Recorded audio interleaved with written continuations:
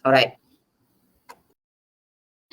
Hai, Assalamualaikum warahmatullahi wabarakatuh. Salam sejahtera kepada semua penonton-penonton Malaysia Halal TV. Kembali kita bersama saya, Cik Diva. Kalau semalam anda bersama saya dalam rancangan Wanita Me Time untuk Cik Diva. Hari ini saya kembali bersama anda seperti yang kami janjikan. Hujung minggu lockdown anda bersama kami di Malaysia Halal TV. Kali ini saya bawakan program forum. Di mana dalam program ini kita berdialog secara ilmiah. Dalam program Dialog Halal, kita kupas, kita bincang dengan pelbagai isu-isu berkenaan dengan halal global dan juga dalam negara, juga pelbagai isu-isu semasa pengetahuan am yang akan kami kongsikan kepada anda, di mana kita cuba untuk mengupas, kita akan cuba untuk memberi pencerahan, menjawab persoalan di atas setiap isu-isu yang dikupas. Dan kepada semua penonton di Malaysia Halal TV, selamat malam saya ucapkan. Sebelum saya memulakan siaran pada hari ini, saya nak jemput anda semua untuk share live kita pada malam ini di media sosial anda, untuk follow kami di Facebook Malaysia Halal TV dan juga subscribe kami di YouTube Malaysia Halal TV. Dan juga kami juga ada di Twitter, Instagram, TikTok dengan nama Malaysia_Halal_TV. Di mana saja anda jumpa kami di media sosial Malaysia Halal TV, follow saja kami, sokong kami kerana bantulah kami untuk kami menjayakan kempen kesedaran halal. Sebahagian daripada komponen kempen kesedaran halal, wadah ini ataupun saluran digital halal ini diwujudkan untuk anda semua. Dan pada malam ini sebenarnya kita nak memberi, ini adalah episod pertama kita di sini diterbitkan untuk di Malaysia Halal TV ini untuk dialog halal, kita kupas, kita bincang ini. Dan untuk episod pertama ini kami sebenarnya nak bawa anda untuk menyelami, memahami ataupun memberi pencerahan kepada anda berkenaan dengan kempen kesedaran halal yang telah pun kita lancarkan pada April yang lalu, di mana di sinilah bermulanya Malaysia Halal TV ke udara. Dan kepada anda semua untuk mengetahui tentang orang kata Malaysia Halal TV ini dan juga kempen ini, tajuk kita akan bawakan adalah kempen kesedaran halal. Apakah halal tuju Majlis Ekonomi Halal? Siapa Majlis Ekonomi Halal ni? Apakah kempen ini? Bila dilancarkan? Kami akan kongsikan kepada anda, kami akan beri pencerahan kepada anda. Kita akan mengupas isu ini. Anda bersama saya, Cik Diva, sebagai pengacara anda, dan rakan moderator saya, Dr. Endes LMN Azhar, serta rakan pengacara jemputan saya iaitu YGUC yang akan memberi sedikit motivasi cikit mindam. Kita kan mungkin ada berlaku panas sikit, pentas kita mungkin panas dengan persoalan-persoalan isu-isu ini. Kita sejukkan seketika dengan cuit minda bersama YG Yusri. Dan untuk hari ini, topik kita hari ini dengan tajuk kempen kesedaran halal. Apakah hala tuju Majlis Ekonomi Halal?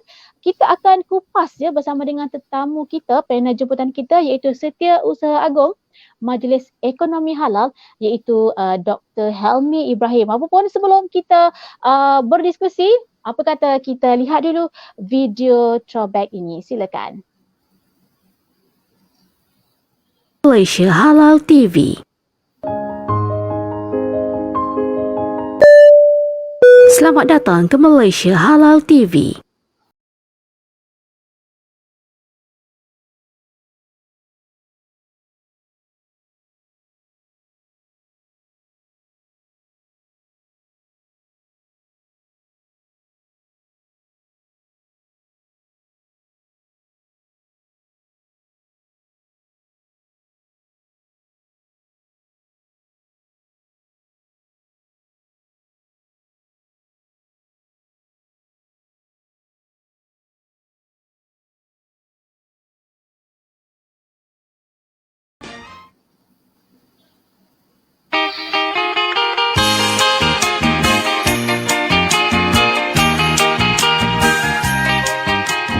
Malaysia Halal TV mengucapkan Selamat Hari Raya Aidilfitri. Maaf zahir dan batin.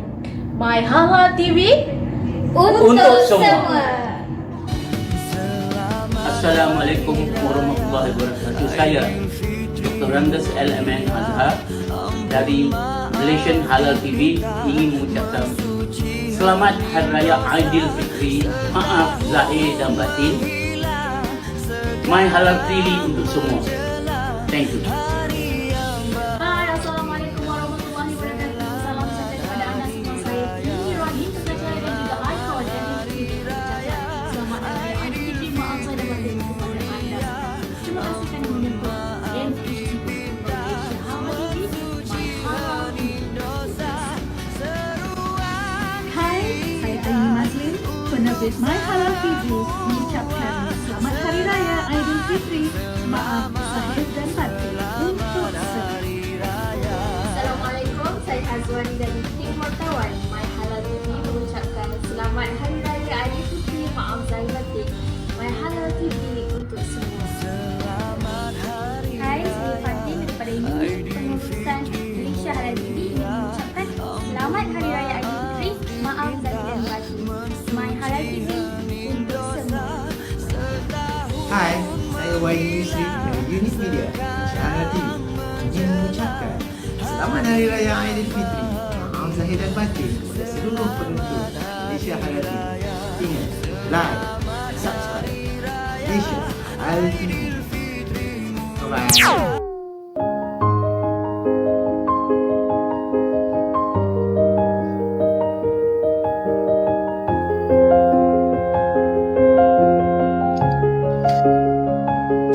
Malaysia Halal TV.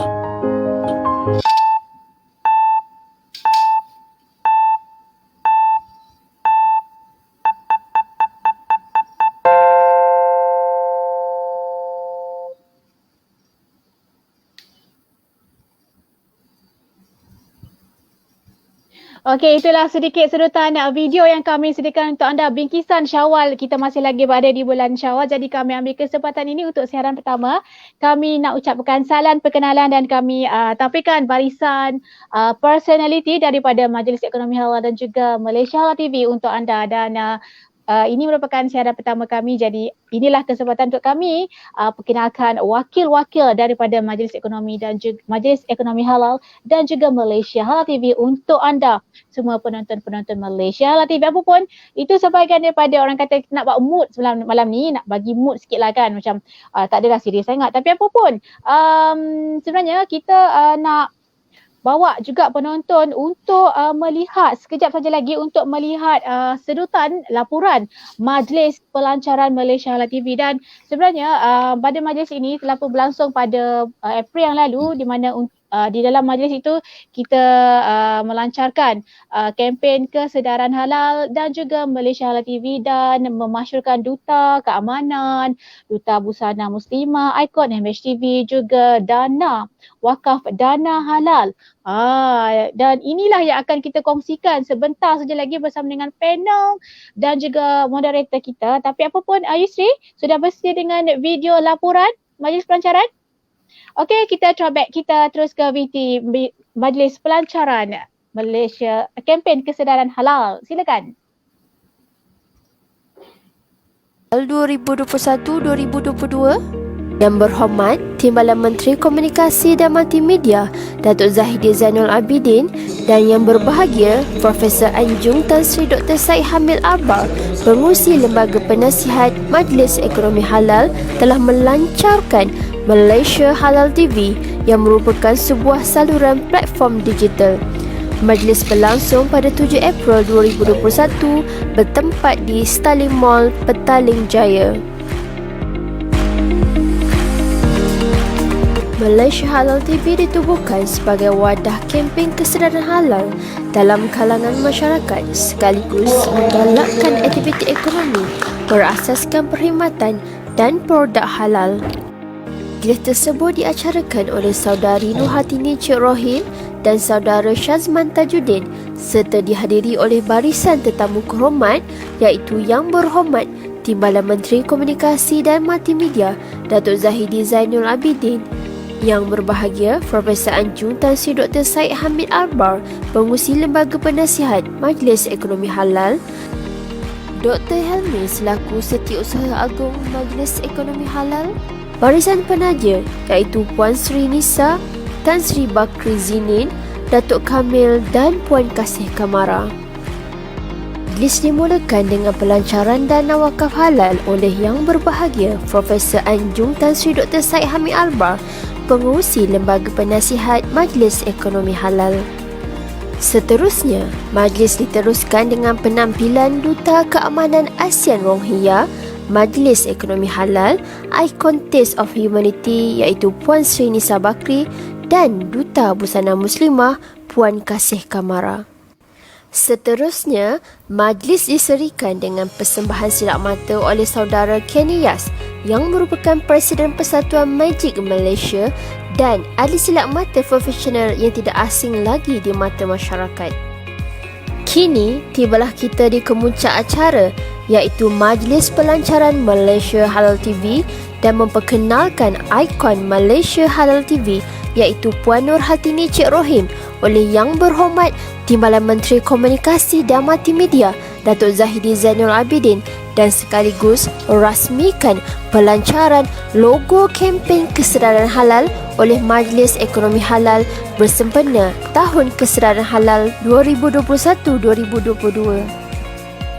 Pihak Malaysia Halal TV mengucapkan ribuan terima kasih buat Yang Berhormat Timbalan Menteri Komunikasi dan Multimedia Datuk Zahidi Zainul Abidin dan Yang Berbahagia Profesor Anjung Tan Sri Dr. Syed Hamid Albar, Pengerusi Lembaga Penasihat Majlis Ekonomi Halal atas perasmian yang telah berlangsung. Selain itu, jutaan terima kasih juga diucapkan kepada para penaja acara iaitu House Kosmetik, Easy Hijab, Entrusul, Kasih Kamara dan Rempeyek Hipster Kaida. Jutaan terima kasih juga diucapkan kepada pihak media iaitu RTM, media Puan Sri Nisa Bakri, media House Kosmetik, media dari Entrusul, Malaysia Gazette dan Kini Halal. Selepas majlis pelancaran, acara diteruskan dengan sidang media oleh Timbalan Menteri Komunikasi dan Multimedia Yang Berhormat Datuk Zahidi Zainul Abidin dan Setiausaha Agung Majlis Ekonomi Halal bersama pengamal media serta rakan-rakan penaja acara ini. Sekian laporan Majlis Pelancaran Kempen Kesedaran Halal 2021-2022 Majlis Ekonomi Halal dan sidang media Timbalan Menteri Komunikasi dan Multimedia dari saya Hazwani, wartawan Malaysia Halal TV. My Halal TV untuk semua. Itu dia sedikit bingkisan sedutan laporan daripada wartawan lokasi kami Siti Hazwani sekitar Majlis Pelancaran Kempen Kesedaran Halal yang dianjurkan oleh Majlis Ekonomi Halal dan juga dilancarkan oleh Timbalan Menteri Komunikasi Multimedia iaitu YB Datuk Zahidi dan sekitar majlis ini berlangsung kita dihadiri oleh lebih kurang 50 tetamu 50 tetamu di mana kami mematuhi SOP dan objektif majlis ini adalah untuk melancarkan dana wakaf halal, melancarkan Malaysia Halal TV, memasukkan duta keamanan, duta busana dan juga ikon MHTV juga melancarkan logo kempen kesedaran halal ini dan untuk mengupas berkenaan dengan kempen kesedaran halal ini. Apakah hala tuju Majlis Ekonomi Halal? Saya serahkan kepada Dr. Andes Azhar. Tapi sebelum itu saya nak minta Yusri mungkin boleh jemput panel kita bersama kita. Dipersilakan Dr. Helmi. Terima kasih kerana jemput saya. Okey, terima kasih Dr. Amy sebab sudi bersama kami dalam Malaysia Halal TV. Dengan topik hari ini kita bawakan tentang kempen kesedaran halal dan saya serahkan kepada Dr. Azhar bersama dengan Dr. Helmi untuk mengupas topik ini. Silakan Dr. Azhar. Terima kasih pengacara Tini yang begitu hebat, begitu berterselah dalam membicarakan isu-isu halal TV dan Majlis Halal Malaysia. Saya rasa saya berbangga juga diberi peluang untuk mencari juru acara moderator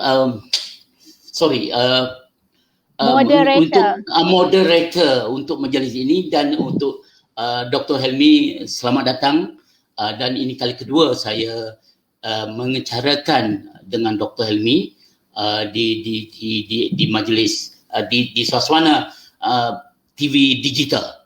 Dan saya rasa kita bertuah, kita mempunyai seorang pemimpin vision yang luas seperti Dr. Helmi untuk mengetengahkan hala tuju Majlis Ekonomi Halal Malaysia.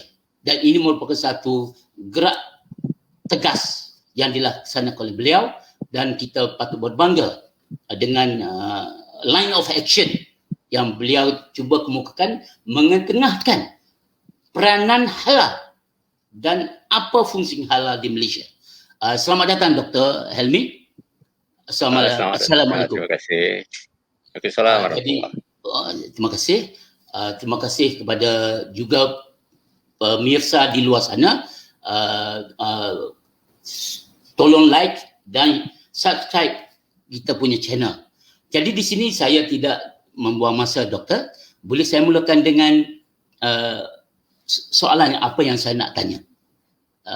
Silakan. Begini doktor. Kita dihebohkan dengan perkara halal haram di Malaysia, terutamanya soal makanan import dari luar negara. Dan ini merupakan menyentuh masalah akidah pemakanan orang-orang Islam di Malaysia. Jadi sepatutnya perkara sebegini tidak akan pernah berlaku di Malaysia sebab majoriti pemimpin adalah tergolong daripada golongan orang Melayu dan Islam. Jadi di sini saya nak mengambil kesempatan dengan Dr. Helmi, bolehkah beritahu pada kami apa profil Majlis Halal Malaysia dan apakah hala tuju kita untuk memastikan bahawa halal Malaysia ni terlaksana dengan sepenuhnya. Terima kasih doktor. Silakan. Okey, bismillahirrahmanirrahim. Alhamdulillah. Assalamualaikum warahmatullahi wabarakatuh.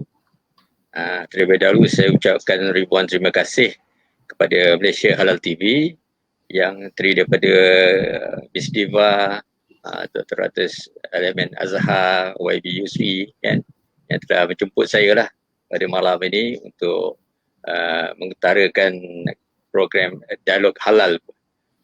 Saya rasa montaj yang ditunjukkan tadi begitu menarik kan, saya pun tak tengok lagi kan, first time saya tengok, saya teruja lah kan.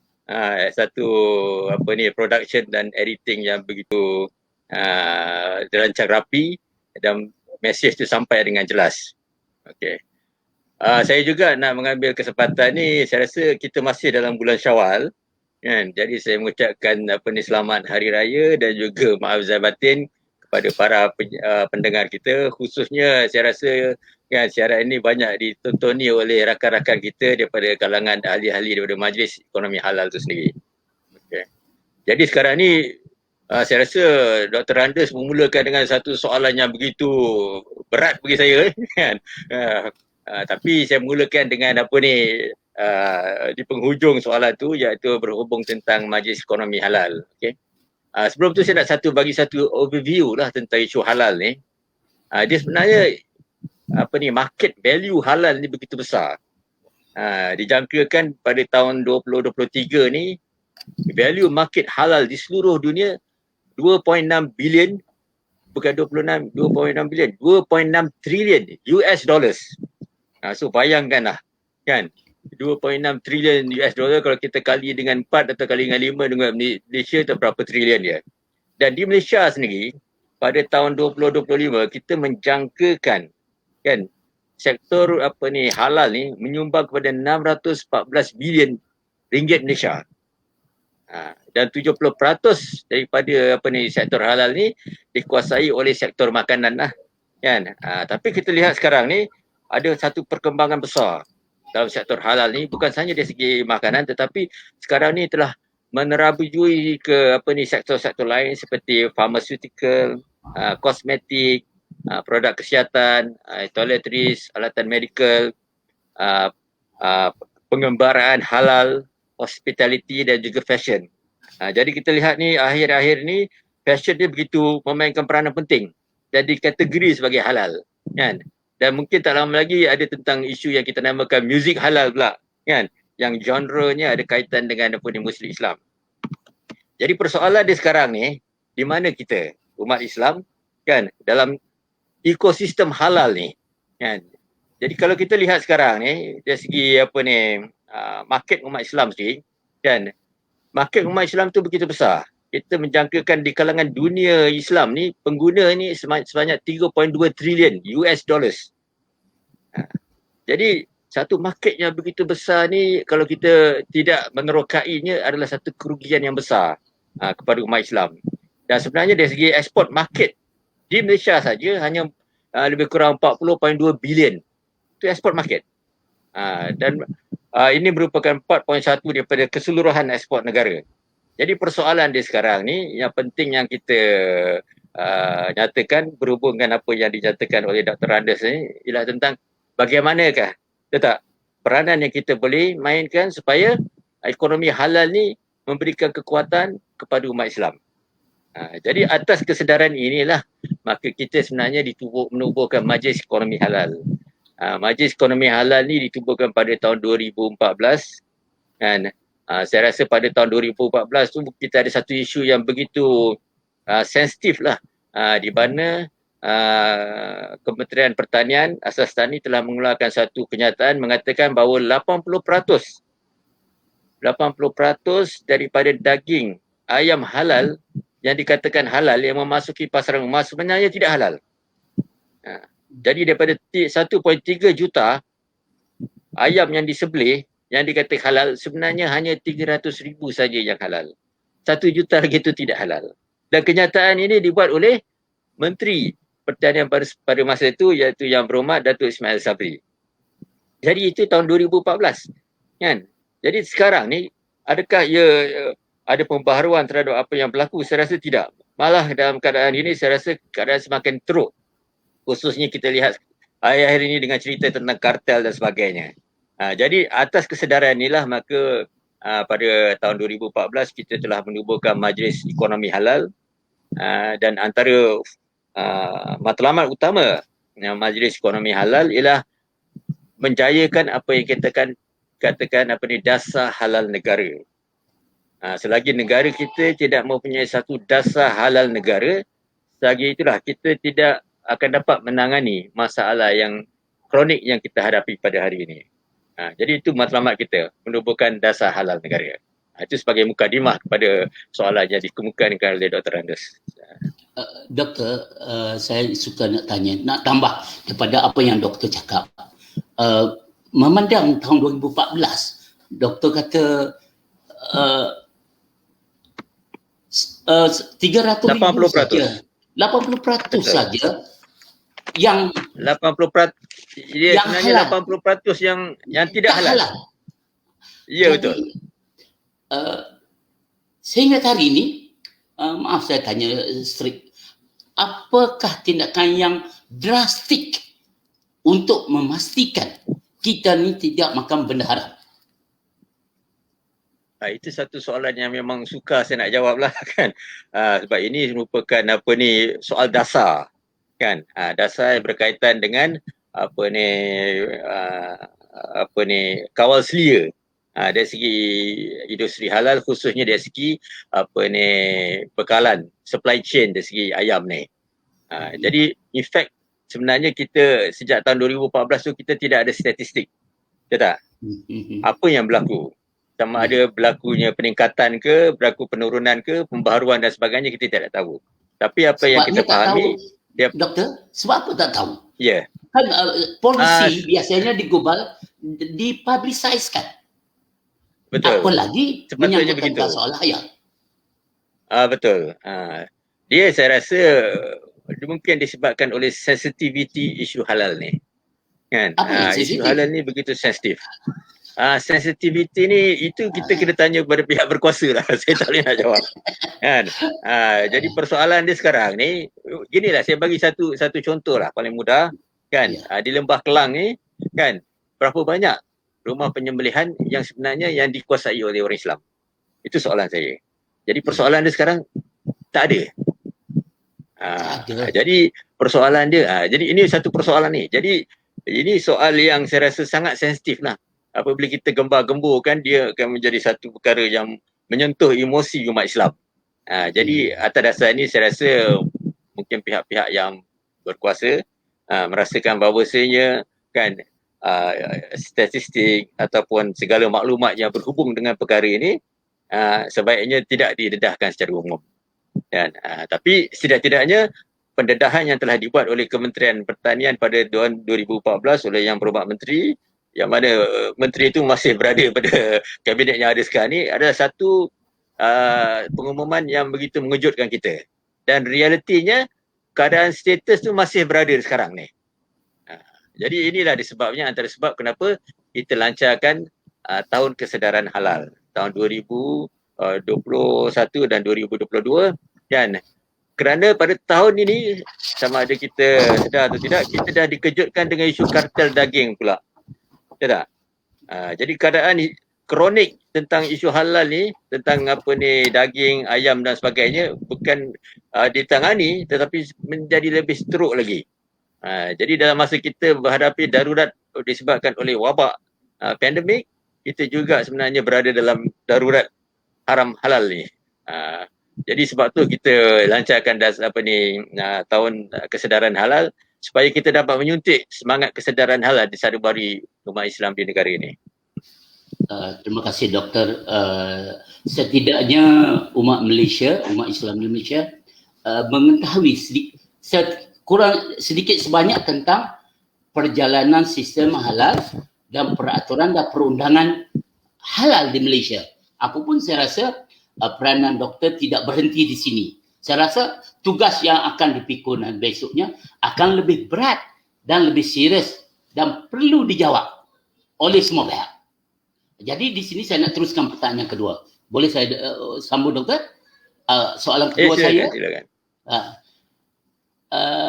Siapa MEH kita pun dah tahu, mereka badan NGO yang berjuang untuk memastikan perkataan halal itu sebati dengan kita dan dilaksanakan di Malaysia. Terima kasih. Bagi saya berbangga sangat kalau perkara ini dapat direalisasikan kepada semua aspek kehidupan kita. Jadi bolehkah kongsi dengan kami tentang aktiviti dan kejayaan atau sumbangan MEH selain daripada kempen halal ini? Okey. Majlis Ekonomi Halal seperti yang saya nyatakan tadi telah ditubuhkan pada tahun 2014. Sebenarnya pada tahun tu kita telah mengadakan persidangan meja bulat halal, di mana kita mendapatkan input daripada kalangan pemikir, aktivis dalam isu halal ni, dan hasil daripada persidangan meja bulat tu kita telah tampilkan resolusi, dan antara resolusi yang paling penting sekali adalah perlu diwujudkan dasar halal negara. Kenapa dasar halal negara ini penting? Pertama, sebab Malaysia adalah sebuah negara yang di mana agama Islam merupakan agama persekutuan. Betul. Jadi sebagai sebuah negara yang di mana Islam adalah agama persekutuan, sepatutnya segala isu yang berhubung kait dengan umat Islam haruslah berikan keutamaan. Jadi kita lihat sekarang ni kita tak ada dasar halal negara, sedangkan kita ada dasar perhutanan dengan perhutanan negara pun ada, kan? Tapi dasar halal negara kita tak ada, kan? Dan satu lagi kita kena faham, betul tak? Bahawa ini berkaitan dengan fundamental kita sebagai umat Islam, betul tak? Sebagai umat Islam kita berpegang kepada rukun Islam, kan? Dan tentunya rukun iman. Jadi apabila kerajaan, apabila diwujudkan perlembagaan negara dengan meletakkan agama Islam sebagai agama persekutuan, maksudnya perlembagaan negara itu sebenarnya merupakan satu bayangan kepada rukun iman dan rukun Islam. Betul. Tak? Setuju. Jadi menyedari hakikat inilah, kita merasakan bahawasanya kita perlu mencadangkan, mengusulkan dan menjayakan apa yang dinamakan dasar halal negara. Jadi bagaimana kita nak menjayakan dasar halal negara ni?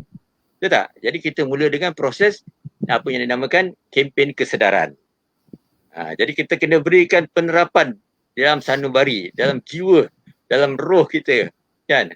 Sebelum kita pergi pada fizikal, kan? Sebelum benda itu kita bawa ke peringkat parlimen dan sebagainya, umat Islam tu sendiri harus kita terapkan jiwa tentang kesedaran halal tu.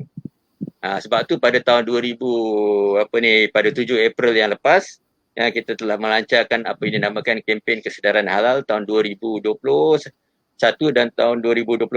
Sebab kita menjangkakan kita perlukan 2 tahun ini di peringkat awal ni untuk menyedarkan masyarakat tentang pentingnya kesedaran halal. Dan kita satu lagi, kita sedang mendakwahkan kepada pemimpin-pemimpin politik.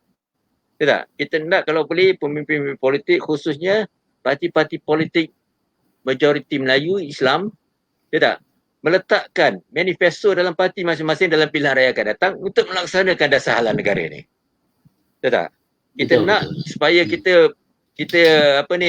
kepimpinan Melayu dan Islam di negara ini sedar betapa pentingnya, dan kita menuntut komitmen daripada mereka agar melaksanakan dasar halal negara ni apabila mereka berkuasa. Jadi sebab tu kita adakan kempen kesedaran halal ni sebagai mukadimah kan ke arah wujudnya dasar halal negara. Jadi pada program yang kita adakan pada 7 hari bulan April tu juga, kita melancarkan apa yang kita namakan dasar dana wakaf halal. Jadi matlamat utama kita wujudkan dana wakaf halal ni, ini merupakan dana wakaf yang seumpamanya yang unik, satu-satunya di Malaysia. Tidak pernah kita dengar dana wakaf halal. Dan tujuan kita wujudkan dana wakaf halal ni, matlamat utama kita ialah nak menanganilah masalah ayam yang tidak halal, yang dikatakan halal, yang memasuki pasaran umat Islam. Kan tadi kita sebut 80% daripada bekalan ayam yang masuk yang dikatakan halal sebenarnya tidak halal yang memasuki pasaran. Jadi ini merupakan satu, kita mengambil udaya usaha ni dengan dana wakaf ini, kita nak wujudkan rumah-rumah penyembelihan. Yang kita namakan rumah-rumah penyembelihan fisabilillah wal kifayah, menerusi sumbangan daripada masyarakat. Kita nak bina rumah penyembelihan ni sebagai satu wadah untuk menangani kan masalah ancaman ayam yang tidak halal yang memasuki pasaran umat, dengan harapan apabila kita wujudkan rumah penyembelihan ni, kita dapat menjamin bekalan ayam halal memasuki pasaran umat. Ini matlamat kita. Sebab tu pada 7 hari bulan yang lepas, kita telah menjemput yang berbahagia Tan Sri Profesor Dr. Syed Hamid Albar.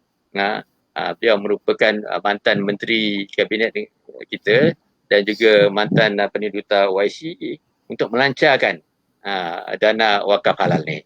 Jadi kita ada action plan, dan kita akan telah kenal pasti beberapa lokasi yang kita akan bangunkan dengan dengan rumah penyembelihan ni. Dan juga pada 7 hari bulan yang lepas tu, kita juga melancarkan seperti mana yang dipaparkan dalam video tadi kan, kita melancarkan Malaysia Halal TV. Saya ucapkan tahniahlah kepada Cik Diva kan yang telah menjadi ikon Malaysia Halal TV, dan juga kita juga memasyhurkanlah beberapa orang yang kita rasa boleh menjadi jurucakap kepada perjuangan halal ni. Antaranya kita memasyhurkan Puan Sri Nisa Bakri sebagai duta kemanusiaan. Beliau ni memang seorang yang selebriti lah dalam media sosial, pernah mendapat anugerah VIP daripada majalah Nona kan.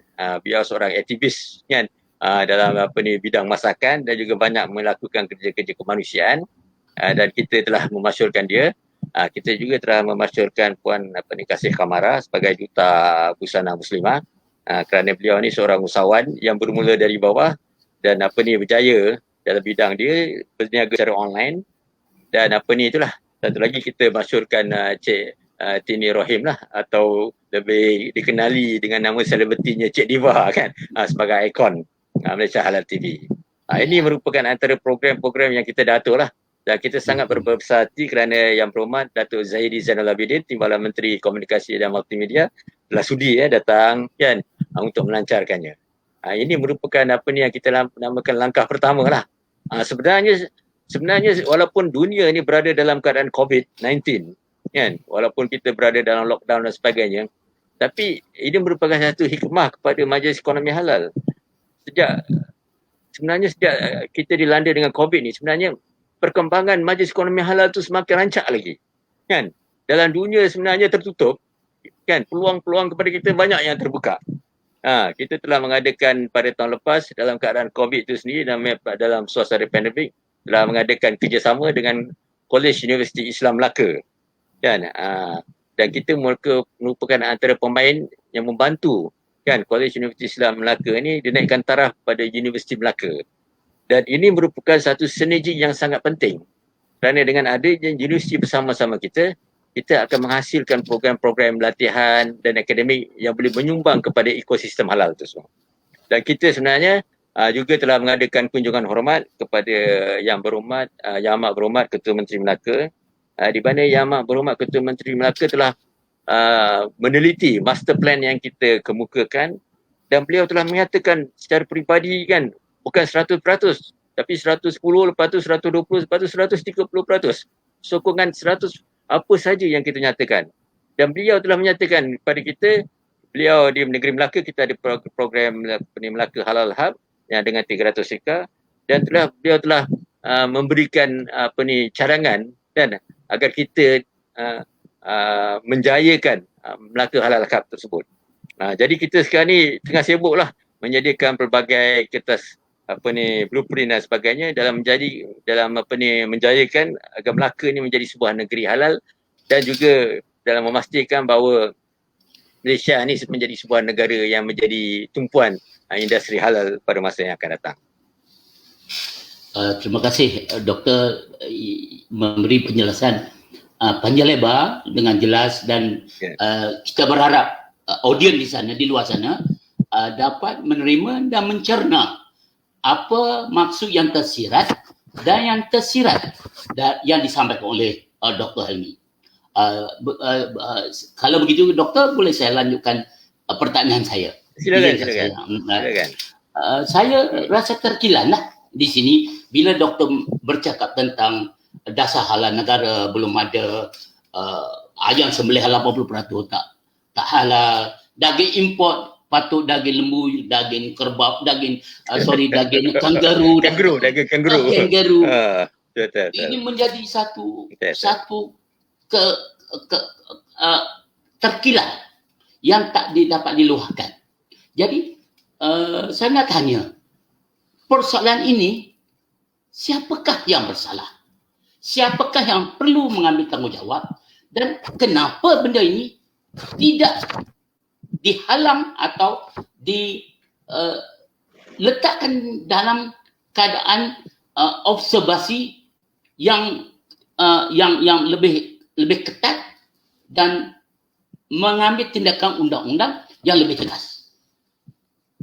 Maaf Doktor, saya tanya perkara ini kerana ini kepentingan. Saya tanya sebagai orang awam. Jadi sebagai orang awam, dan di belakang saya ramai lagi ingin mengetahui apa sebenarnya berlaku. Okey, ini satu soalan yang begitu berat pada pandangan saya. Sebab ini satu soalan yang berkaitan dengan dasar negara, dan satu soalan yang berkaitan dengan kalangan yang mempunyai kuasa. Kan? Jadi kalau saya doakan Dr. Andes ni satu hari jadi ahli parlimen lah, kan? Supaya soalan ni dapat dikemukakan di parlimen. Sebab soalan ni sepatutnya dikemukakan di parlimen. Kan? Jadi tengok gaya jadi gaya Dr. Andes Azhar tanya tadi kan, saya rasa memang sesuai lah, kan? Sebab kenapa perkara ni tidak dibangkitkan? Kenapa perkara ini tidak ditangani? Ini satu persoalan yang sangat penting. Sebab kita dah merdeka 63 tahun. Betul. Tidak, bukan satu jangka masa yang pendek. Tapi kita masih berkemelut, berkrisis tentang isu halal ni. Seolah-olah negara kita ni bukan negara Islam. Betul. Seolah-olah kita pemimpin-pemimpin kita bukan pemimpin Islam. Betul. Seolah-olah kita tidak ada organisasi, institusi, birokrasi Islam. Tidak. Tapi mengapa perkara ni yang berlaku? Ini satu soalan yang begitu fundamental. Jadi jawapan yang saya boleh berikan ialah apabila kita sebut tentang halal, kita sebenarnya halal ni satu ekosistem yang luas. Dia bukan hanya merujuk kepada makanan saja, tetapi ekosistem keseluruhan hidup kita. Jadi kalau kita mengatakan kita nak mewujudkan sebuah negara kan yang aman, yang makmur, kan, yang maju, kan, yang memberikan kesejahteraan kepada rakyat, tidak, kita harus kembali kepada fitrah. Apakah fitrah? Fitrah ialah mengamalkan ekonomi yang halal. Betul? Tapi persoalan di sekarang ni, ekosistem yang kita ada dalam negara kita, minta maaf saya cakap lah, kita banyak bergelombang dengan benda-benda yang tidak halal. Kita berada dalam satu situasi di mana kita berada dalam ancaman. Kita diancam oleh unsur-unsur fitnah, unsur-unsur kebatilan, unsur-unsur subahat dalam sistem ekonomi kita. Dan ini menyumbang kepada sistem ekonomi yang gelap dan haram. Jadi persoalannya, tidak, disebabkan oleh sistem ini begitu mendominasi sosioekonomi negara, kan? Disebab itulah perkara-perkara yang dibangkitkan oleh Dr. Randes tadi kurang mendapat perhatian. Tak? Sebab ekonomi haram tu dah diinstitusikan dalam sistem kita. Kan? Sistem pentadbiran kita, sistem politik kita, sistem ekonomi kita dan sebagainya. Ini satu ancaman yang cukup besar ni. Jadi apa yang kita perlukan, kita perlu berhijrah daripada sistem ekonomi yang gelap dan haram kepada sistem ekonomi yang terang dan halal. Jadi proses penghijrahan ni bukanlah satu perkara yang mudah, kan? Sebab kita, macam kita Majlis Ekonomi Halal ni, kita tidak mempunyai kuasa, kita hanya satu NGO sahaja. Tak? Tapi yang pentingnya pembuat dasar tu, kan? Pemimpin-pemimpin di parlimen, kan? Pemimpin di peringkat kerajaan, mereka lah harus memahami, menghayati dan menyelami keresahan rakyat ini. Jadi sebab tu kita perlu adakan kempen kesedaran halal sebagai satu usaha, walaupun kerdil, tapi kita insya-Allah kan kita mulakan dengan tapak-tapak yang kecil, tapi insya-Allah kita akan berlari, insya-Allah kita akan terbang. Setidak-tidaknya kita melakukan tanggungjawab kita sebagai umat, kita melakukan fardu kifayah kita. Jadi insya-Allah lah apa yang diutarakan kita akan cubakan. Okey, jawapan pencerahan yang cukup orang kata memberi sedikit pencerahan tentang isu yang dibangkitkan oleh doktor tadi. Tapi apapun Dr. Helmi, Dr. Azhar, kita nak rehat seketika, kita nak ambil nafas sekejap. Kita orang kata nak sejukkan balik forum kita yang panas ni. Okey, Yusri, boleh kita throw-kan iklan seketika. Alright, silakan iklan. Terima kasih Yusri. Kesian Yusri dah tadi duduk tunggu je. Datang ke Malaysia Halal TV.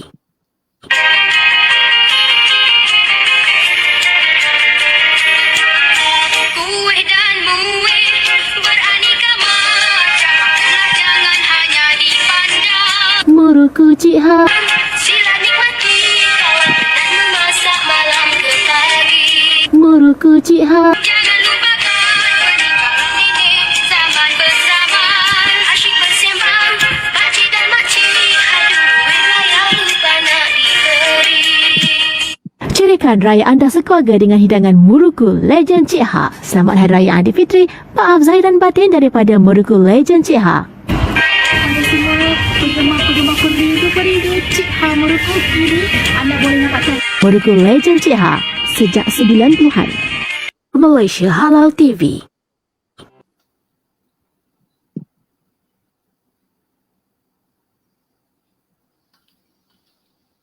Okey, kita kembali. Itu kita nak cerita, kita tengok antara iklan usahawan yang bersama kami dalam slot iklan bersama usahawan dan Muruku Cik Ha, antara usahawan yang bersama kami yang menyokong kami. Terima kasih kepada Muruku Cik Ha dan juga terima kasih kepada penonton kerana anda masih lagi setia bersama kami di Malaysia Halal TV Live. Kami bawakan kepada anda topik hari ini berkenaan dengan kempen kesedaran halal. Apakah hala tuju Majlis Ekonomi Halal? Sebelum kita nak sambung balik diskusi kita yang tadi sedikit panas, saya mungkin kita boleh sejukkan lagi minda kita bersama dengan Cuit Minda. Saya serahkan kepada YJ Yusri untuk motivasi Cuit Minda. Silakan Yusri. Okey, Assalamualaikum warahmatullahi taala wabarakatuh. Salam sejahtera semua kepada penonton Malaysia Halal TV. Berbagi program Bual Bicara Dialog Halal malam ini ya. Sangat menarik, sangat panas. Dan terima kasih juga kepada Cik Tini, Dr. Helmi Ibrahim dari Majlis Ekonomi Halal, juga Dr. Moderator kita, Dr. Azhar. Okey, pada malam ini saya nak tweet minda para penonton dengan satu kisah yang saya tonton, iaitu kisah yang menarik. Cerita ni dia buat dalam dua versi, iaitu satu versi Hindustan. Siapa minat Hindustan? Satu lagi versi Tamil. Jadi cerita dia bertajuk dalam Tamil bertajuk Nanban, dan dalam versi Hindustan bertajuk Three Idiots. Itu cerita berkaitan dengan 3 pelajar sekolah. Sebenarnya mereka ni pelajar yang nakal. Dan apa yang menarik dalam cerita ni, ketiga-tiga mereka ini sebenarnya tak suka pergi belajar. Dia tak suka masuk college. Kalau masuk college pun, kalau siapa yang tengok kan, kacau orang. Terutama guru besar dia tu kan. Jadi yang menariknya hero utama lah, siapa, Amihan. Dalam tu dia ada satu petikan ayat yang buat saya pegang sampai sekarang dalam kerjaya saya, iaitu make your passion your profession. Apa maksud dia? Jadikan minat anda sebagai profession anda. So, jadi sekarang kepada para ibu lah, saya nak menyentuh kepada para ibu bapa yang berkeluarga. So tolong hormati minat anak-anak. Tak boleh suruh dia ikut minat ibu bapa. Contohnya macam jadi dalam filem tu lah kan. Ada seorang tu dia minat fotografi, tapi bapa dia paksa dia juga masuk sekolah, masuk college kan. Jadi apa yang berlaku, itulah jadi nakal si orang apa semua kan. Jadi itu yang saya pegang. Kita hormati minat anak-anak. Usah kuburkan minat anak-anak itu. Rugi. Dan satu lagi saya nak tinggalkan satu tugasan kepada para penonton dan para panel lah. Sekarang ni kerja kita, tanya pada diri kita, adakah kita buat kerja ni kerana minat atau kerana apa? Jadi itu saja tweet minda saya pada malam ini. Saya tinggalkan satu persoalan untuk para penonton dan para panel fikir. Sekiranya betul make your passion your profession, alhamdulillah. Tetapi kalau bukan, dan tuan-puan hanya menjawab sendiri. Tepuk dada, tanya Sierra. Okay, jadi terima kasih tweet minda pada malam ini. Kita jumpa lagi pada minggu hadapan. Saya serahkan kepada Cik Diva kita. Dipersilakan. Okay, terima kasih YJ Yusri Cuit Minda, pakar motivasi kita di sini pada malam ini. Ya betul, persoalan yang ditinggalkan sebenarnya sedikit sebanyak membantu kita mencari hala tuju kita. Apa yang kita lakukan, minat ini adakah untuk dijadikan profesi ataupun kita terpaksa? Anda sendiri yang mampu menjawab soalan itu. Apa boleh kita kembali semula ke pentas forum ini. Sebelum saya serahkan kepada doktor, saya ingin meraihkan komen penonton kita di Facebook. Okey, kita ada persoalan daripada sebenarnya saya nak ucapkan terima kasih kepada yang berinteraksi bersama kami. Osman Ibrahim, Hazwani, Mia Bulin, Din Kelate, Hazwani, Kamil Dasuki, Aini Mazlin, Major Ramanov. Okey, di atas kesudian anda untuk berinteraksi bersama kami secara live pada malam ini. Kita ada soalan doktor daripada penonton kita, Hazwani. Ada tak Meh berkolaborasi dengan mana-mana agensi di Malaysia berkaitan untuk merealisasikan dasar halal negara? Okey doktor, Dr. Helmi boleh jawab? Okey, sebenarnya itu soalan yang sangat relevan lah dengan apa yang kita perjuangkan pada masa ini. Kan? Sebenarnya dasar halal negara ini bukan satu perkara yang mudah. Kan? Sebab yang boleh wujudkan dasar ni hanya kerajaan saja. Kan? Dia harus datang daripada peringkat atas. Kan? Jadi proses dia is top to bottom lah. Kan? Kebiasaannya nak wujudkan satu dasar tu harus dibentangkan di kabinet. Kan? Kemudian dibentangkan di parlimen. Kan? Setelah proses-proses ini lulus, barulah dijadikan satu dasar. Kan? Jadi sebenarnya perjuangan kita nak wujudkan dasar halal negara ni begitu jauh. Kan? Dan cabaran yang paling besar yang kita hadapi sekarang ni, sebab pertamanya di Malaysia ni sebenarnya isu agama adalah di bawah bidang kuasa negeri. Tiap-tiap negeri, khususnya sebab sultan di negeri masing-masing adalah ketua agama. Kan? Dan apabila sultan adalah ketua agama, masa isu yang berkaitan dengan agama adalah di bawah negeri. Jadi apabila kita nak wujudkan satu dasar halal negara, kan, Dia satu komponen yang berbeza. Betul tak? Jadi di sini dia punya cabaran sebab di peringkat persekutuan kebiasaannya kerajaan persekutuan tidak akan mencampuri urusan agama sebab ini adalah di bawah bidang kuasa negeri. Jadi apabila kita mengatakan kita nak wujudkan dasar halal negara, ia harus melibatkan semua negeri. Takkan kita nak buat dasar halal negara untuk wilayah persekutuan saja. Ini merupakan dia punya kemelut yang kita hadapi. So menyadarilah hakikat ni, sebab tu apa yang kita buat, kan, kita bekerja sama dulu dengan kerajaan negeri Melaka. Kelebihan di sini sebab pertama kerajaan negeri Melaka dia tak ada sultan. Tidak?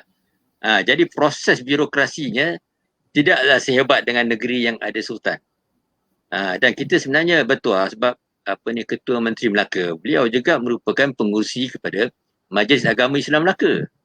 Kan? Dan Ketua Menteri Melaka juga seorang yang peka tentang isu-isu agama ni. Jadi di sinilah apa yang dinamakan kolaborasi tersebut. Jadi kita mulakan pendakyahan kita, advokasi kita di negeri Melaka. Kita akan lancarkan apa yang dinamakan kempen kesedaran halal peringkat negeri Melaka. Kita bermula di Melaka dulu. Kan? Sebab tu kita punya kebanyakan program yang kita buat, kita nak buat rumah penyembelihan di Melaka. Kita nak buat ladang halal di Melaka. Kita nak buat Melaka Halal Hub yang menjadi satu pusat industri inkubator halal. Jadi kita center pada Melaka sebab apa?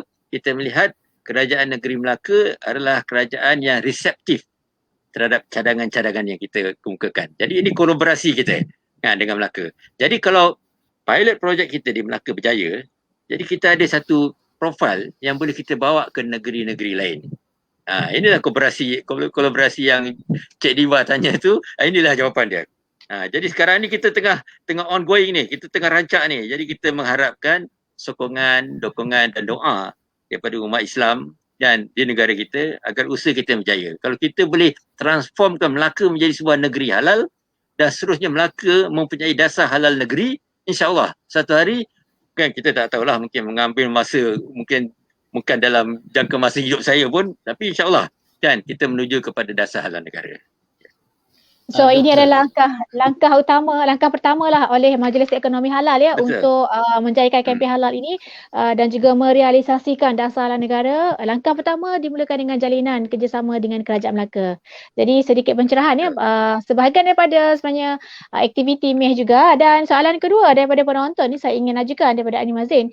Bagaimana peranan Majlis Ekonomi Halal untuk pengusaha ataupun usahawan kecil beroperasi dari rumah, terutamanya industri makanan, contohnya seperti food pack? Ada tak guideline yang ditekankan tentang kehalalan penyediaan dari segi kebersihan dan sebagainya?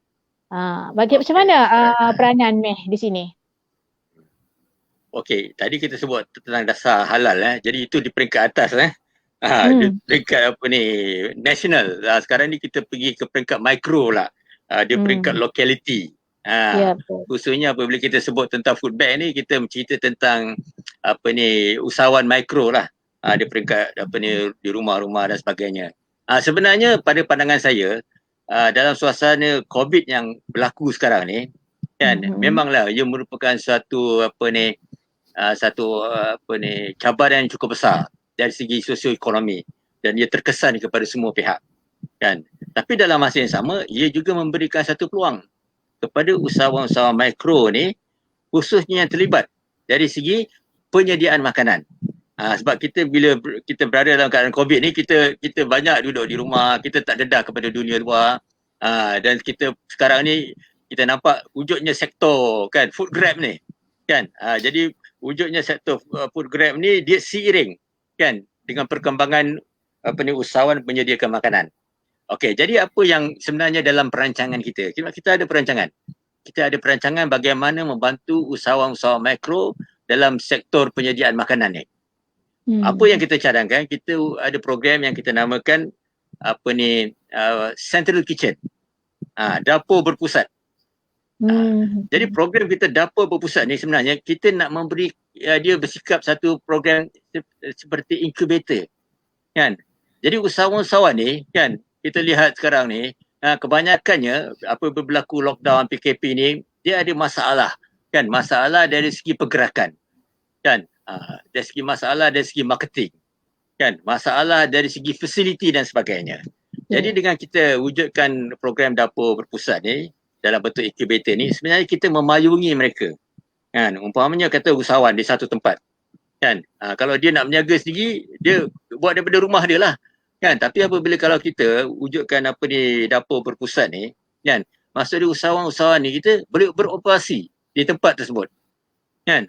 Siapa-siapa kan di kalangan kaum wanita yang minat dalam bidang masakan kan, golongan belia yang minat dalam memproses makanan kan, golongan pensioner pun yang berminat dalam segi pengedaran dan sebagainya, mereka boleh datang kan kepada kita namakan dapur berpusat tu, central kitchen tu.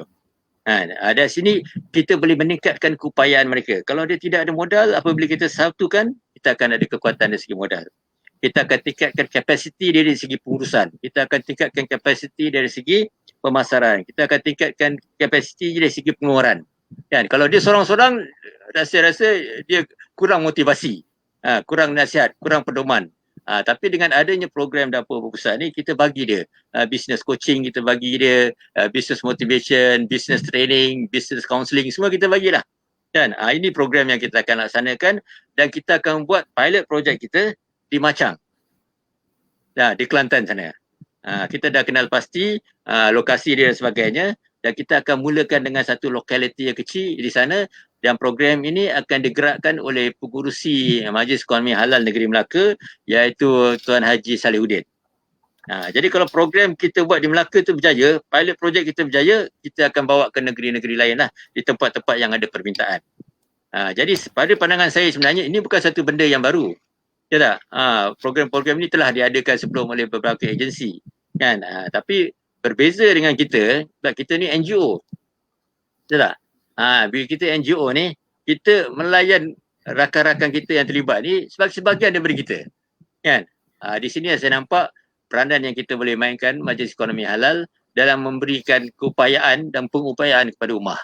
Saya rasa apa yang saya jawab dapat kan menjawab soalan yang dikemukakan oleh Puan Hartini tadi. Ya, sedikit sebanyak memberi pencerahan kepada penonton kita di luar sana bagaimana MEH menjalankan fungsinya membantu usahawan dari sudut mikro yang menjalankan, orang kata, lebih kepada perniagaan makanan dari rumah, tak ada kilang. So MEH boleh membantu anda dari segi coaching dengan dapur berpusat dan pilot project di Machang, Kelantan. Kita tengok dulu rujukan projek ini. Jika mendapat sambutan, saya pasti MEH akan terus mengembangkan lagi, orang kata, projek ini ke tempat lain. Apapun doktor, sebelum saya serahkan kepada Dr. Azhar, saya nak tanya doktor berkenaan dengan dana wakaf halal yang telah pun dilancarkan ya doktor. Okey, bagaimana sebenarnya dana ini, orang kata strategi untuk mendapatkan dana ini oleh MEH? Okey. Dia sebenarnya kita cerita pasal dana wakaf ni kita biasa dengar lah kan. Nak buat surau, nak buat masjid, nak buat tahfiz kan. Nak buat rumah anak yatim ni sentiasa kita tengok lah. Kalau kita tengok dalam WhatsApp tu boleh kata hari-hari kan ada aja pihak kan yang meminta sumbangan untuk membangunkan lah kan institusi keagamaan kan di peringkat lokaliti dan sebagainya. Tapi dana wakaf yang menjurus kepada isu halal ni, saya rasa kita lah yang pertama kali mengwujudkannya. Kan? Sebab bagi pada pandangan kita ini merupakan satu fardu kifayah lah. Kan? Sebab umat Islam kita seram dalam keadaan darurat halal. Jadi kalau kita tidak ada pihak yang memainkan peranan, mengambil tanggungjawab fi sabilillah wal kifayah ni, keseluruhan umat Islam tu akan berdosa. Kan? Jadi kita mengambil. Jadi takkanlah kita nak biarkan anak cucu kita tiap hari makan daging-daging yang tidak halal dan sebagainya. Dia akan merosakkan keimanan kita sebab dia akan menjadi darah daging kita. Kan? Jadi generasi kita akan datang akan rosak. Disebabkan kita, darah daging kita semua telah diselaputi dengan hormon-hormon yang haram. Kan? Jadi kita lihat sekarang ni Allah turunkan kita dengan COVID ni bukan dengan sesuatu perkara yang sia-sia. Ada sebab-sebab dia, ada hikmah dia. Allah nak reset kan sistem dunia yang ada sekarang ni. Jadi kita sebagai Majlis Ekonomi Halal kita mengambil peranan yang kecil lah. Tapi begitu besar bagi kita. Kan? Kita nak tangani kemelut halal haram yang berada dalam negara kita. Jadi persoalan dia sekarang, apa yang Cik Diva tadi kemukakan, betul tak? Saya rasa pertama yang paling penting sekali kita kena muhasabah dan istiqamah dalam perjuangan kita. Kan? Jadi pada pandangan kita sekarang ni, kita berada dalam landasan yang betul. Tadi persoalan di sekarang ni, kan, minta maaf lah saya katakan, kita dalam negara kita ni tidak ada satu institusi yang betul-betul menjurus kepada pembangunan halal. Betul tak? Yang kita ada institusi agama yang menjaga logo halal, sijil halal. Betul. Itu satu hal. Kan? Kita juga mempunyai satu institusi yang dinamakan HDC, Halal Development Corporation. Halal Development Corporation tugasnya menjurus kepada membawa produk-produk Malaysia ni untuk dieksport ke luar negara. Betul tak? Jadi di tengah-tengah tu ada kelompongan. Betul tak? Jadi kita selama ni kita melihat halal ni sebagai satu fardu ain. Tetapi sebenarnya yang lebih besar, halal ni merupakan satu sektor ekonomi. Betul tak? Satu sektor ekonomi yang begitu besar, macam saya sebut tadi, 600 bilion market capitalization halal di Malaysia saja. Tapi persoalan dia, berapa persen yang dikuasai oleh usahawan Muslim. Jadi apa yang kita buat dengan dana wakaf halal ni sebenarnya, kita nak mencetuskan kan, satu gerakan, kalau boleh kita namakan satu revolusi, bagaimana kekuatan ummah tu, kekuatan ekonomi ummah tu, selain daripada kita gunakan untuk bina masjid, bina surau, kan, untuk tujuan ibadah, kita harus juga gunakan kekuatan sumbangan-sumbangan infak dan sebagainya daripada ummah ni untuk membina ekonomi ummah. Tak? Sebab pada hemat kita, satu-satunya ruang untuk kita membina ekonomi Islam ialah dengan menjurus kepada sektor halal. Sebab Allah dah turunkan halal ni sebenarnya untuk orang Islam. Kan? Macam mana zakat. Zakat ni khususkan untuk orang Islam. Kan? Ini perintah daripada Allah. Kalau kita lihat dalam Al-Quran, ada 27 ayat yang menyentuh tentang halal. Kan? Dan perkataan halal disebut dalam Al-Quran sebanyak 31 kali. Tak? Maksud dia, ia merupakan satu perintah yang spesifik daripada Allah. Tak? Kepada kita. Tapi kenapa kita amalkan sistem ekonomi kapitalis yang diciptakan di Barat? Kan? Kenapa kita amalkan sistem ekonomi yang bertentangan dengan Islam? Kan? Malah dalam sektor halal ni sepatutnya kita yang kuasai, tapi dikuasai oleh bukan Islam. Jadi bagaimana kita nak tangani perkara ni? Tak? Masalah yang saya tengok sekarang ni, kebanyakan usahawan Islam nak dapatkan sijil halal pun tak mampu. Kan? Dan kebanyakan yang dapat sijil halal ni, dapat pengesahan halal dan sebagainya, yang bukan Islam. Tak? Jadi makcik-makcik yang duduk kat rumah tu, yang buat buat keripik dan sebagainya kat belakang rumah ni kan, dia ada kemampuan menghasilkan produk yang baik, tetapi dia tidak mampu untuk memasuki pasaran yang lebih besar kerana dia tidak ada sijil halal. Nak mendapatkan sijil halal, dia kena upgradekan rumah dia, kena buat dekat tempat kilang yang betul, kena buat renovation, kena dapatkan persijilan dan sebagainya, dan dia tak mampu. Sebab tu kita merasakan bahawa perlu kita wujudkan dana wakaf halal ni sebagai satu wadah kan, untuk memberi pengupayaan, khususnya dari segi capital kepada usahawan-usahawan kita ni. Kan? Kalau dia nak dapatkan capital daripada pihak bank susah. Pihak bank pun terlibat dengan usus riba. Kan? Nak dapat daripada agensi-agensi pun susah sebab dia pun tak ada sijil halal. Tak berdaftar dengan kementerian sana, daftar dengan sini dengan pihak berkuasa tempatan dan sebagainya. Jadi dengan adanya wakaf halal ni, dana wakaf halal ni, kita sebenarnya memberi satu ruang yang kosong untuk membantu usahawan-usahawan halal ni. Dan dalam yang sama, dana wakaf halal ni akan kita gunakan untuk membangunkan projek-projek yang bersifat sederhana dan besar dalam menangani kan isu jaminan bekalan makanan halal untuk umat Islam di negara kita. Jadi itu tujuan kita tujukan dana wakaf halal ni. Okey, itu sedikit pencerahan tentang dana wakaf halal, dan kita tak banyak masa, kita pun dah lebih daripada sejam sebenarnya bersiaran dan kita hampir berada di penghujung sebenarnya. Saya mohon maaf ya kepada rakan-rakan di sini yang di Facebook yang mana pertanyaan mereka tidak dapat kami ajukan kepada panel kerana kita sudah hampir berada di penghujung siaran, dan saya serahkan kembali kepada Dr. Azhar untuk sesi penggulungan diskusi kita pada malam ini. Silakan Dr. Azhar. Terima kasih. Macam parlimen lah. Cukup menarik Dr. Helmi memberi kupasan mengenai halal, dan ia memberi satu pencerahan dan menunjukkan hala tuju Majlis Ekonomi Halal untuk membangunkan ummah ekonomi orang Islam dan melangkaui batasan-batasan negara untuk berkembang ke luar negara, untuk mengeksport barang-barang produk halal dari negara Malaysia. Dan cukup menarik, saya kira ada istilah, saya rasa satu terminologi yang digunakan oleh pihak MEH ini, reskinomics. Itu satu terminologi baru, reskinomics. Jadi sebelum kita gulung, boleh singkatnya doktor beri sedikit what we call analisis tentang itu. Okey. Reskinomik ni merupakan cantuman daripada dua perkataan. Pertama adalah rezeki dan kedua adalah ekonomi. Yes. Jadi rezeki ni datangnya daripada Allah. Ekonomi ni merupakan pengurusan terhadap sumber di atas muka bumi ni.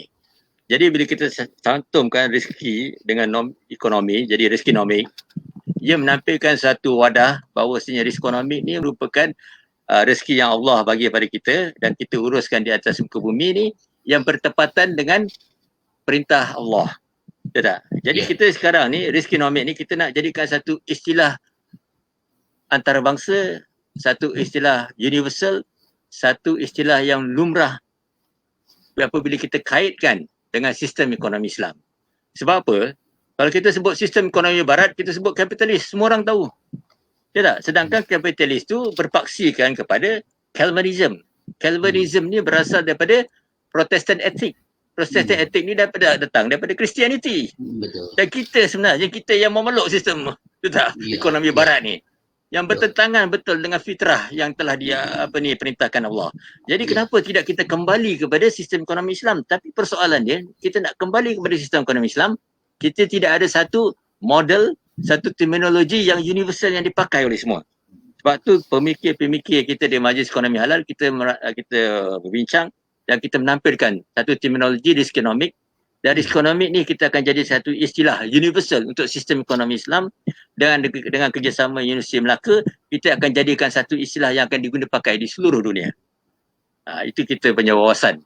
Jadi kita nak kita sekarang dalam keadaan COVID, dunia dah di-reset kan, Allah dah reset dunia ni. Allah bagi tahu kita sistem kapitalis dah gagal. Tak? Inilah masanya kita naikkan sistem ekonomi Islam dengan pendekatan reskonomi. Terima kasih doktor, dan selalu menarik. Saya rasa Cik Diva, kita berkejar dengan masa dan kita menghampiri penghujungnya.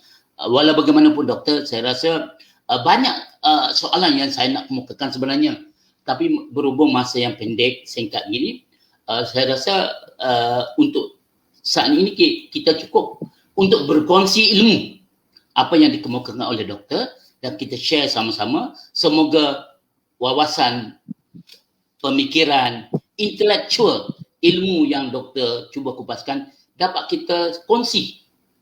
Kalau kita tidak dapat nikmati hari ini, mungkin anak cucu kita besok dapat melaksanakannya, insya-Allah. Jadi saya ucap terima kasih pada doktor kerana sudi menjadi panel kami pada malam ini. Saya berharap doktor tidak akan segan untuk menerima undangan kami sekali lagi untuk hadir untuk menjadi panelis kami untuk berbincang dengan lebih lanjut, dengan lebih detail, dengan lebih ilmiah. Terima kasih. Wassalamualaikum. Sama-sama. Waalaikumsalam warahmatullahi. Saya kembali kepada Cik Diva.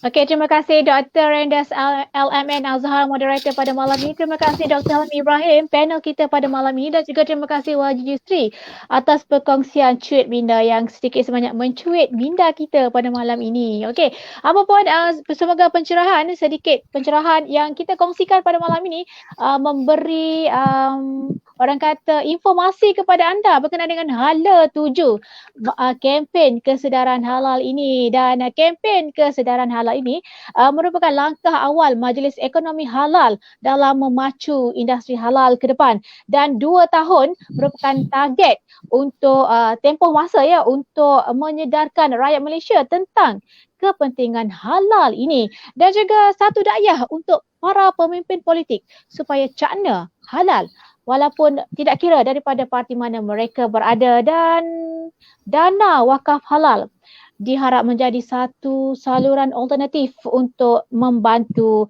golongan yang memerlukan. Itu sedikit sebanyak berkenaan dengan kempen kesedaran halal, dan Malaysia Halal TV di sini merupakan sebahagian daripada wadah digital halal untuk menyampaikan halal kepada anda semua. Apa pun siaran kita sudah pun lebih sejam 10 minit kita bersiaran di sini. Kepada semua penonton yang setia bersama kami daripada awal sehingga akhir, kami ucapkan ribuan terima kasih.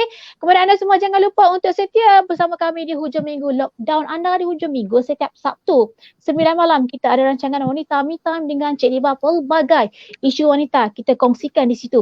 Dan juga pada Ahad malam kita ada forum dialog halal, kita kupas, kita bincang juga pelbagai kupasan-kupasan isu semasa dan juga isu halal kami bawakan kepada anda. Dan tolong kami, support kami, bantu kami, like Facebook kami Malaysia Halal TV, subscribe YouTube kami Malaysia Halal TV. Bantulah kami untuk kami membantu Majlis Ekonomi Halal menjayakan kempen kesedaran halal ini. Sehingga itu sekian, terima kasih daripada saya Cik Diva, daripada Dr. Azhar selaku moderator, daripada Wajib Yusri pengacara jemputan, dan juga panel kita pada malam ini Dr. Helmi. Terima kasih juga kepada semua penonton setia kami. Sehingga itu kita berjumpa di siaran yang akan datang. Saya tinggalkan anda dengan bingkisan daripada Malaysia Halal TV. Silakan Yusri dengan video.